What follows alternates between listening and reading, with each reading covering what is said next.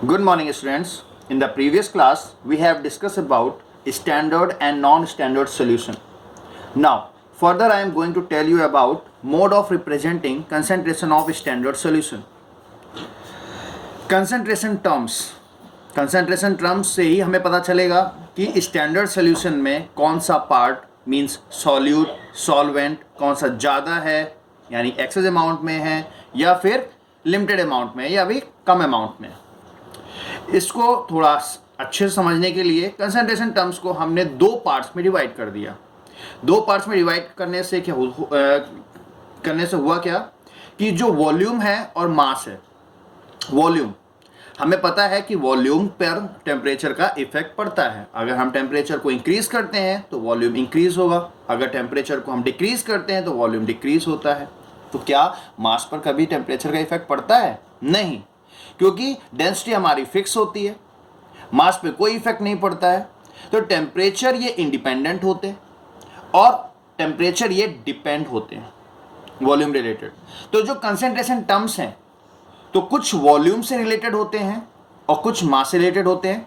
Like volume related कौन कौन से टर्म्स होते हैं? परसेंटेज बाय वॉल्यूम, जिसे हम लोग V बाई V परसेंट भी बोल देते हैं। Weight by volume W by V percent भी बोल देते हैं। मोलैरिटी, नॉर्मेलिटी, इसको हम एक एक करके डिस्कस करेंगे, डिटेल में करेंगे अभी आगे। नाउ मास रिलेटेड में, अब इन सब में आपने देखा कि सब में वॉल्यूम प्रेजेंट है और वॉल्यूम प्रेजेंट है तो ये टेम्परेचर पर डिपेंड करेंगे सारे के सारे टर्म्स, कंसंट्रेशन टर्म्स। अब मास रिलेटेड में आपके परसेंट बाय मास है, वेट बाय वेट, इसमें मास है। Mole fraction very important part, mole fraction जो कि हमारे बोर्ड एग्जामिनेशन के लिए बहुत इंपॉर्टेंट है। मोलैलिटी, मोलैलिटी जो कि इंपॉर्टेंट ये भी है, हमारे बोर्ड एग्जाम में मोस्टली पूछा जाता है। ये भी हमारा क्या होता है? मास से रिलेटेड होता है। मोलैरिटी वॉल्यूम रिलेटेड होता है। पार्ट्स पर बिलियन और बिलियन, और ये भी एक कंसंट्रेशन टर्म्स होता है which is related to mass. अब एक एक करके हम इन टर्म्स को, कंसंट्रेशन टर्म्स को एक्सप्लेन करते हैं with example, with questions. First, percentage by mass. इसका percentage by mass it means अगर हमारे क्वेश्चन में न्यूमेरिकल पार्ट में अगर percentage by mass find out करने के लिए पूछ लेता है तो उसका एक फॉर्मूला होता है, जिसका फॉर्मूला हम लोग यूज करेंगे W upon capital W multiply 100। Here W is equal to mass of solute and capital W is mass of solution. इसको समझेंगे कि क्वेश्चन इस पे कैसे बनते हैं, कैसे आते हैं। जैसे आपके पास क्वेश्चन में लिख के आया 30% ग्लूकोज बाय मास। इस लाइन का, इस सेंटेंस का मीन क्या है, मतलब क्या है, कैसे समझेंगे? इसमें हम ऐसे समझेंगे कि 30% glucose by mass means glucose का जो मास है वो 30 ग्राम है, is dissolve in 100 gram of solution, क्योंकि परसेंटेज का मीन्स होता है 100। अब 100 ग्राम सॉल्यूशन में हमारा 30 ग्राम ग्लूकोज डिसॉल्व है। अगर 30 ग्राम ग्लूकोज डिसॉल्व है तो हम क्या कहेंगे इसको? 30% glucose by mass. It means mass by mass, W by W। इस फॉर्मूले का पूरा यूज किया जा सकता है। एक और एग्जांपल लेते हैं, 42% NaCl by mass. 42% NaCl by mass, इससे क्या मतलब समझ में आया? इससे भी आप देखिए कि 42% लिखा हुआ है, 42% NaCl बाय मास। तो NaCl का जो मास है वो 42 ग्राम है। कहां पे? Is present in 100 gram of solution, कि 100 ग्राम का पूरा सॉल्यूशन है जिसमें 42 ग्राम आपका NaCl है। यहां पे NaCl क्या होगा? आपका सॉल्यूट हो गया, और जो पार्ट है, जो रिमेनिंग पार्ट है वो सॉल्वेंट होगा। और जब हम दोनों पार्ट्स को मिला देते हैं, सॉल्यूट प्लस सॉल्वेंट को, तो 100 ग्राम का आपका सॉल्यूशन ऑब्टेन यानी फॉर्म हो जाता है। एक क्वेश्चन लेके इसको समझते हैं।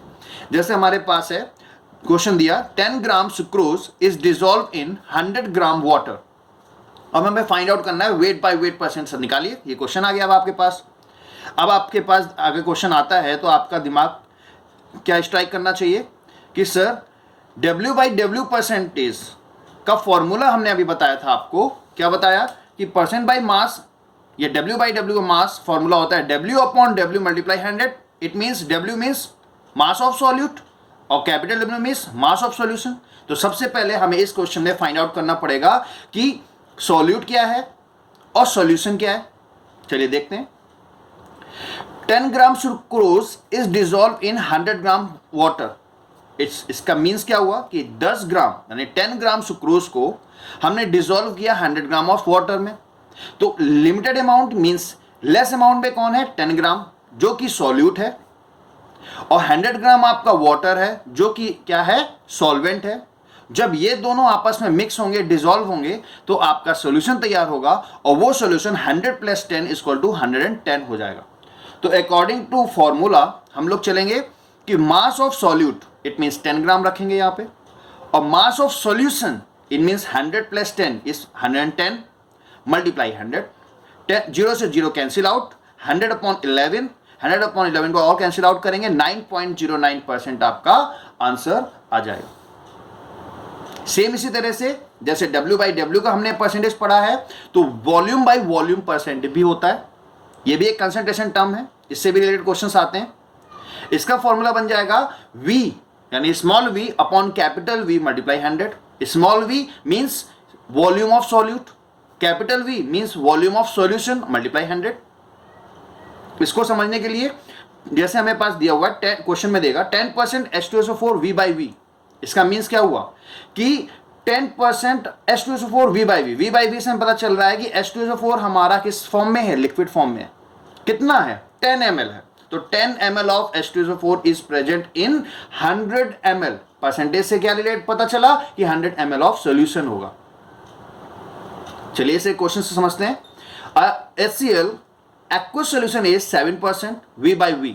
जैसे ये लिख के आ गया, इट मीन इसका मतलब क्या हुआ कि एक्वस सोल्यूशन है। एक्वस सोल्यूशन का मतलब हुआ कि वाटर में HCl को डिसॉल्व किया गया है। कितना डिसॉल्व किया गया, 7%। अब दोनों किसमें है, वॉल्यूम बाय वॉल्यूम है। तो इट मीन्स यहां पर आप 7 ml HCl is present in 100 ml solution. जैसे ऊपर है वैसे ये भी आपका फॉर्मूला हो जाता है, एक मीन्स हो जाता है, मतलब समझ में आता है, आप कर सकते हैं। अब जैसे वॉल्यूम बाय वॉल्यूम में वॉल्यूम हमने लेकर इस सॉल्यूट ऑफ वॉल्यूम को हटाकर मैंने यहाँ पे मास लगा दिया, जो कि ये इंपॉर्टेंट है और बोर्ड एग्जामिनेशन में बहुत बार पूछा भी जाता है इस तरह से रिलेटेड क्वेश्चंस। जैसे 30% मास बाय वॉल्यूम।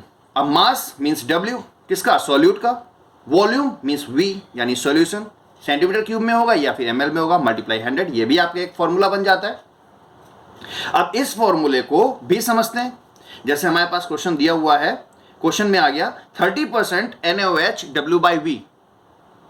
इसका मतलब क्या हुआ, मीन्स 30 ग्राम, ग्राम क्यों बोल रहे हैं, क्योंकि NaOH क्या है, हमारा सॉल्यूट है, तो ये W में है। तो 30 ग्राम NaOH is present in 100, percentage means 100 ml of solution. Percentage हमेशा हमें सोल्यूशन में ही लेना है, 100 ml लेना है। क्यों, क्योंकि यहाँ पे वॉल्यूम है तो यहाँ पे ml आएगा, ये W है तो यहाँ पे ग्राम आएगा। सिंपल सी चीज है। एक क्वेश्चन लेते हैं, क्वेश्चन करके और थोड़ा सा क्लियर होगा। A sugar solution is 10% W/V। Find W/W% if density of solution is 1.25 gram per ml। इसमें थोड़ा सा आप ध्यान से देखिए, माइंड लगाना पड़ेगा। Like a sugar solution is 10% W/V। तो 10% W/V का मीन्स क्या हुआ कि 10 gram sugar is present in 100 ml of solution. इस मीन्स ये हुआ। तो आप देख रहे हैं यहाँ पे कि 10 ग्राम, तो ये क्या है आपका मास में, W में, और 100 यानी V में। लेकिन हमें फाइंड आउट क्या करना है, W/W फाइंड आउट करना है। तो ये तो W में है तो ये हमें गिवन है, बट ये हमारे पास वॉल्यूम है। अब इस वॉल्यूम को भी हमें W में चेंज करना पड़ेगा, मीन्स मास में चेंज करना पड़ेगा। उसके लिए हमें डेंसिटी गिवन है। अब इस डेंसिटी का यूज करके हम उसको कन्वर्ट करेंगे मास में, मीन्स वेट में। चलिए करते हैं। अब दिया है आपको mass of solution is equal to density multiply volume. चलिए, mass of solution is equal to density multiply volume, ये फॉर्मूला आप बहुत अच्छे से जानते हैं, कई बार यूज भी कर चुके होंगे। Mass is equal to density multiply volume होता है। अब डेंसिटी आपको गिवन है 1.25 ग्राम पर ml, ये यूनिट होती है डेंसिटी की, मल्टीप्लाई वॉल्यूम 100 ml। ml से ml कैंसिल आउट हो जाएगा, 1.25 मल्टीप्लाई 100 125 और ग्राम आ जाएगा। इस तरह से आपने सॉल्यूशन को भी किसमें कन्वर्ट कर लिया, ग्राम में चेंज कर लिया। अब आप बहुत इजीली W/W% को फाइंड आउट कर सकते हो।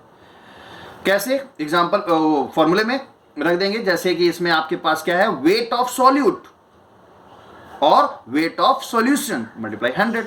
तो यहां पर वेट ऑफ सॉल्यूट आपने देखा था 10 ग्राम था, और ये आपका 125 ग्राम अभी आपने कन्वर्ट किया है, मल्टीप्लाई 100। 25 5 जा 125, 25 4 जा 100, 5 2 जा 10, 4 2 जा 8, 8% आपका आंसर आ गया W/W%। अब इसके बाद नया कंसेंट्रेशन टर्म है, ये भी वॉल्यूम रिलेटेड है, जो कि है मोलैरिटी। इसको रिप्रेजेंट हम लोग कैसे करते हैं, इसको रिप्रेजेंट करते हैं कैपिटल M से। इसको डिफाइन कैसे कर सकते हैं, 11th क्लास 11th में फर्स्ट चैप्टर में बहुत अच्छे से पढ़ा चुका हूं मैं। और एक बार आप और देखिए क्या क्या लिखेंगे, molarity may be defined as number of moles dissolve in 1 litre of solution. Means कि 1 लीटर ऑफ सॉल्यूशन में कितने नंबर ऑफ मोल्स डिसॉल्व हैं, वो ही उसकी क्या होती है, मोलैरिटी होती है। क्या डिसॉल्व है नंबर ऑफ मोल्स, सॉल्यूट के। 1 लीटर ऑफ सॉल्यूशन में कितने नंबर ऑफ मोल्स सॉल्यूट के डिसॉल्व है, वो आपकी मोलैरिटी होती है। अब मोलैरिटी निकालने के लिए फॉर्मूला आपका होता है M = N/V। अब N को कैसे फाइंड आउट करें, तो N यानी मोल, तो N को फाइंड आउट करने के लिए हमने कैलकुलेशन ऑफ मोल्स के कुछ फॉर्मूले भी दे दिए। क्लास 11th में हमने अच्छे से पढ़ा भी चुके थे इसे, तो आप फॉर्मूले मैं दे देता हूं इसमें। N = अगर आपको मास ऑफ द सब्सटेंस दिया हुआ है तो आप GAM यानी ग्राम एटॉमिक मास और ग्राम मॉलिक्यूलर मास यूज कर सकते हैं। अगर आपको वॉल्यूम गिवन है तो आप 22.4 लीटर एट STP यानी स्टैंडर्ड टेम्परेचर प्रेशर का यूज कर सकते हैं, अगर वॉल्यूम गिवन है। और अगर पार्टिकल्स गिवन है तो 6.023 × 10⁻23 यूज कर सकते हैं। अगर आपने N को फाइंड आउट कर लिया तो अपॉन V मींस लीटर का यूज करके आप मोलैरिटी को बहुत इजीली फाइंड आउट कर सकते हो। अगर क्वेश्चन में मोलैरिटी गिवन है तो इट मींस मोलर सॉल्यूशन आप उसको कंसीडर करेंगे। कैपिटल M भी लिख कर आता है तो वो आपकी मोलैरिटी को ही रिप्रेजेंट करता है, उसकी यूनिट मोल पर लीटर होती है। कैसे, N की यूनिट मोल और V की यूनिट लीटर, तो मोल पर लीटर होती है। इसके अलावा एक बहुत अच्छा सा एक फॉर्मूला है, डायरेक्ट फॉर्मूला है, कि अगर बाई चांस आपके क्वेश्चंस में परसेंट बाई मास गिवन है और आपको मोलैरिटी फाइंड आउट करना है, तो एक डायरेक्ट फॉर्मूला आपको बताता हूं कि आप इस फॉर्मूले का यूज करके भी अपने बोर्ड एग्जामिनेशन में यूज कर सकते हैं और आप आंसर भी दे सकते हैं। इससे रिलेटेड कुछ क्वेश्चंस भी कराऊंगा कि मोलैरिटी = परसेंट बाई मास जो आपको गिवन होगा वो मल्टीप्लाई 10 मल्टीप्लाई डेंसिटी, उसमें डेंसिटी भी गिवन होगी, upon GMM gram molecular mass of solute, और सॉल्यूट का ग्राम मॉलिक्यूलर मास। इससे रिलेटेड जो क्वेश्चंस होंगे वो नेक्स्ट लेक्चर में आप कवर करूंगा। Thank you.